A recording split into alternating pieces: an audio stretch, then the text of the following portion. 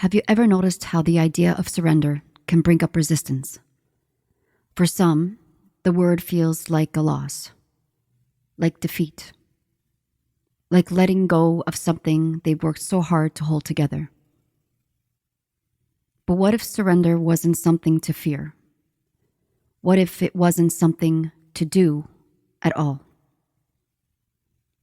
What if surrender is simply a word, a pointer, a reminder of what your body already knows? Because surrender isn't something you achieve. It's something you remember. Hey, it's Veronica, and welcome back to the podcast. In today's episode, I'm reflecting on what surrender truly is, not as a performance, not as a passive letting go, but as a return to what's already here. We'll explore the wisdom of the breath, the ways our body holds on when we feel unsafe, and how surrender isn't about effort. It's about safety, presence, and trust. This reflection includes a simple guided practice woven into the flow, and I invite you to let it move through your body, not just your mind. Because surrender isn't about giving up out of defeat. It's giving into alignment. It's not collapsing. It's laying down the arms you were never meant to carry. And in other words, surrender is not the end. It's the beginning of right relationship. Because if surrender means to give back over, if it means to seek refuge, then pause with me for a moment and ask, what would it feel like in your body right now to lay down the part of you that's been fighting to hold it all together? To let the deeper truth carry you. Let's breathe into that. And begin. You breathe in. And you breathe out. You don't force it. You don't cling to the inhale or try to keep it from leaving. But what happens when you do? Try it right now with me. Take a breath in and hold it. Hold it just a little longer than you'd like. Keep holding. What starts to happen? Tension builds. You can let go. Tension builds. The body tightens. There's an urge, almost a plea, to exhale. That's not just a biological reflex. That's life reminding you. You're not meant to hold on to what was meant to pass through you. When you try to hold your breath, it hurts. And the same is true for our experiences, our identities, our relationships, our emotions. When you try to control what's meant to move, you create a different kind of suffering, a stuckness, a contraction, a loop that feels like there's no way out. And here's the thing. Life will bring natural pain. We'll all age. We'll lose people. Things will change. That's a part of this human experience and being human. But the suffering that comes from resisting what is natural, that's the kind that binds you. That's the suffering that ego creates. It's not the pain of life. It's the pain of trying to stop life from flowing. So, what if surrender isn't something to achieve? What if it's not some enlightened state you work your way into? What if it's already here, beneath the clenching, beneath the control, waiting for you to exhale. That's the power of this moment. You don't have to do anything to earn this. You just have to stop resisting it. When you're in your natural state, present, grounded, attuned, you don't think about surrender. You simply are alive, receptive, awake. You meet what's here. You receive it. And when it's time, you let it go. The body knows how to do this. The earth knows how to do this. Your breath is doing it right now. So when we talk about surrender, we're not talking about giving up.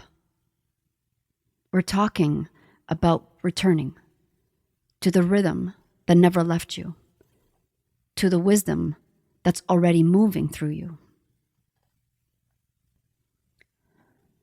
I was in a conversation with someone recently, and they shared a simple memory from their childhood. It wasn't dramatic or life-changing.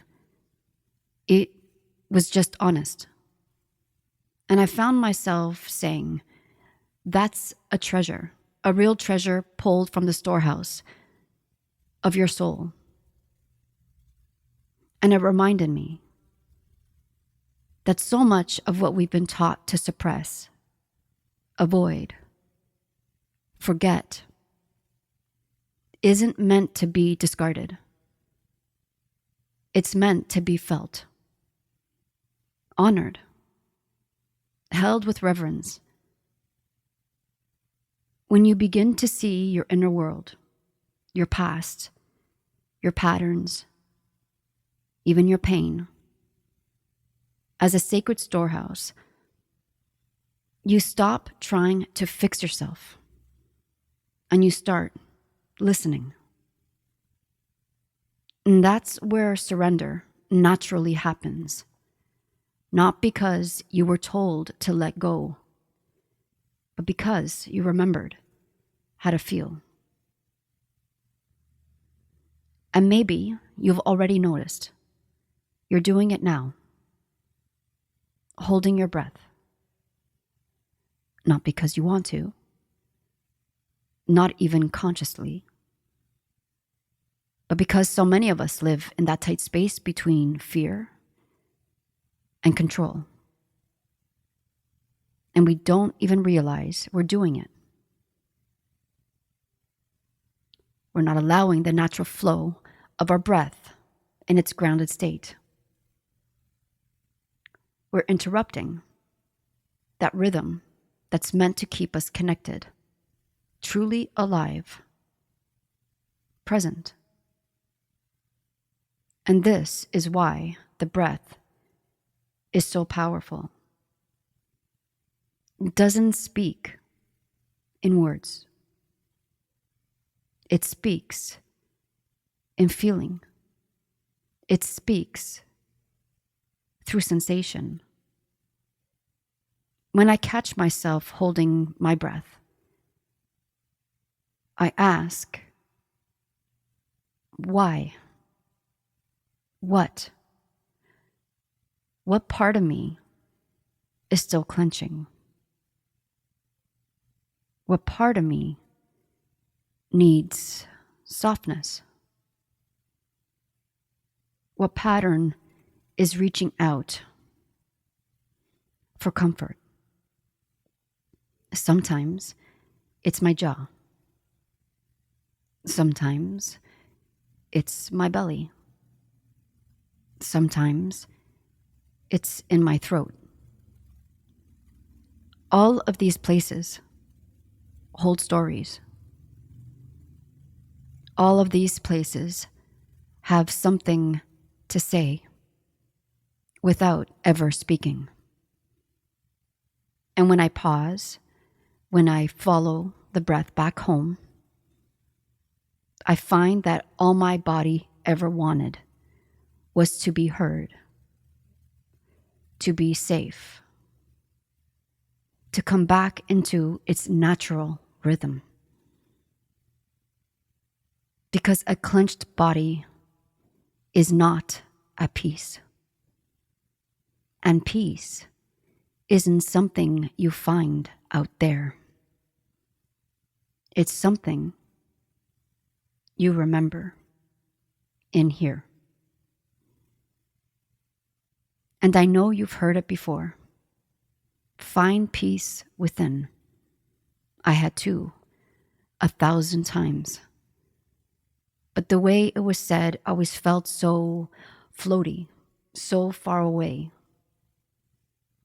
So I hope, as you hear these words now, that it's not something just that you understand, but something you feel.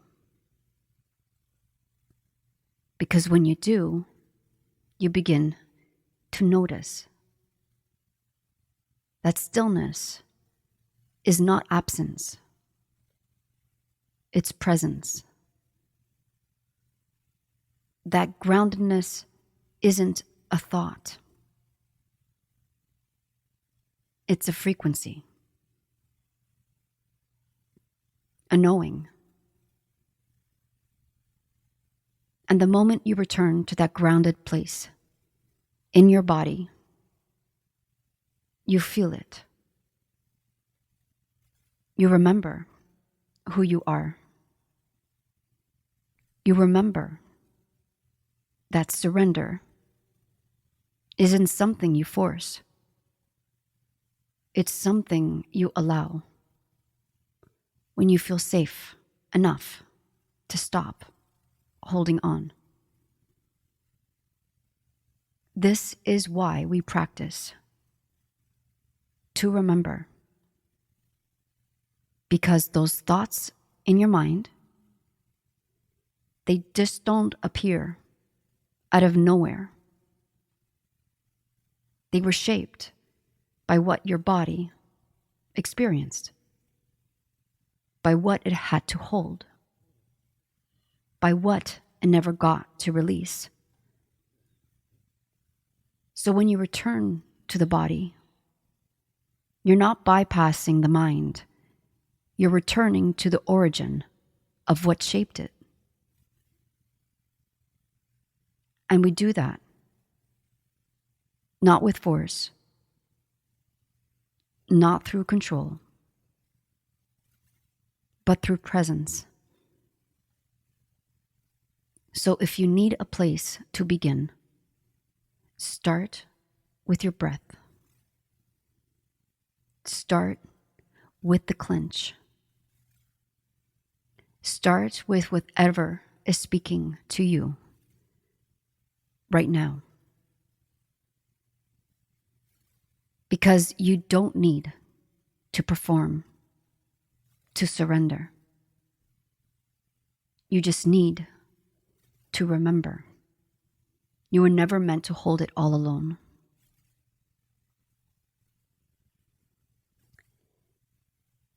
Well, by now, you may be wondering, what steps can I take to reconnect with my body and its natural rhythms? You don't have to overthink it. Just start small, start close, and start now. Step 1. Notice when you're holding your breath. Not to judge it, but to meet it with curiosity. Holding is a signal. It's your body saying something doesn't feel safe. Step 2. Soften where you can. Your jaw, your belly, your shoulders. Ask gently, what part of me needs comfort right now? Step 3. begin a simple daily rhythm of listening. This could be a 2-minute check-in with your breath each morning, or placing your hand on your chest before a conversation and asking, "Am I here?" This isn't about performing presence. It's about returning to it. Because every time you pause, every time you feel, every time you choose to be in your body instead of escaping it, you're practicing surrender. And with time, that rhythm becomes natural again, not performed, not forced, just remembered. And I want to say this too, because I think it matters. Even while writing and recording this reflection, there were moments when I had to pause. Because for most of my life, working was something I did without presence. My worth was tangled in performance. My system, my nervous system, was being hijacked without me even knowing it. Because my mind had been in control for so long. And not the wise part of the mind, but the part that was shaped by survival, by pressure, by expectation. I had to learn that I wasn't broken. I was just disconnected. And even now, when I sit down to work, I remind myself to return to the breath, to check in, feel what's happening. And sometimes I check in once an hour, sometimes 3 times.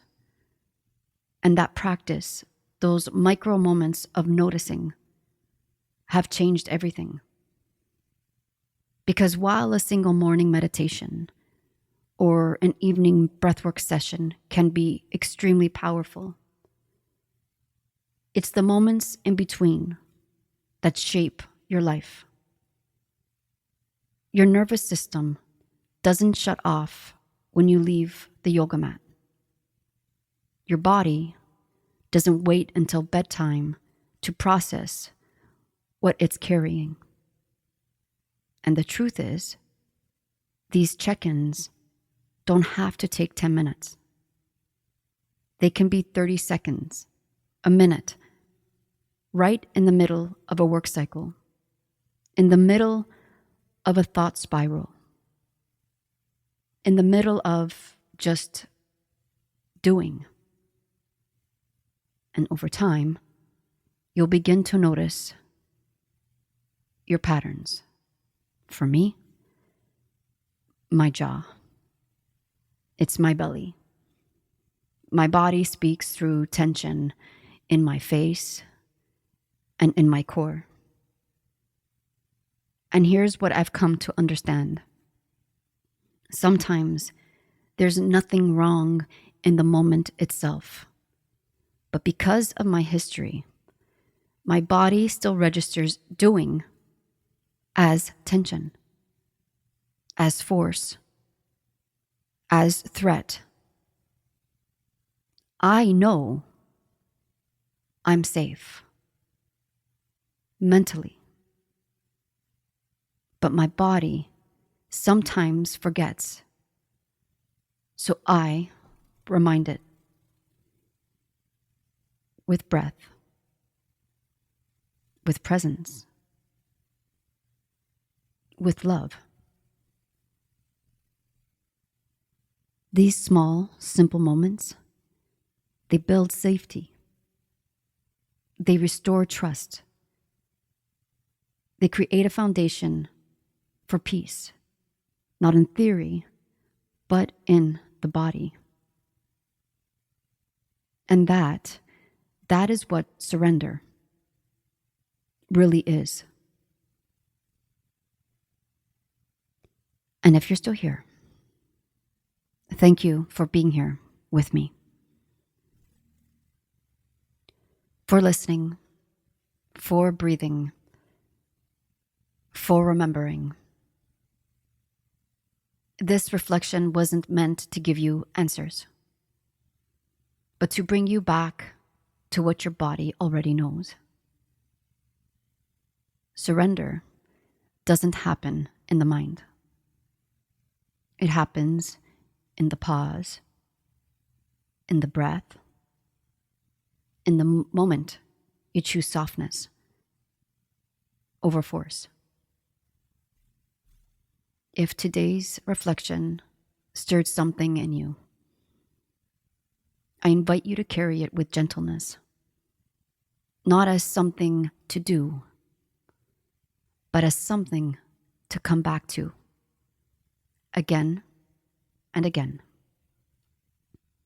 And if this spoke to your experience, I'd love for you to share it with someone who may be holding too much right now. You never know what a breath, a word, a pause might offer someone else.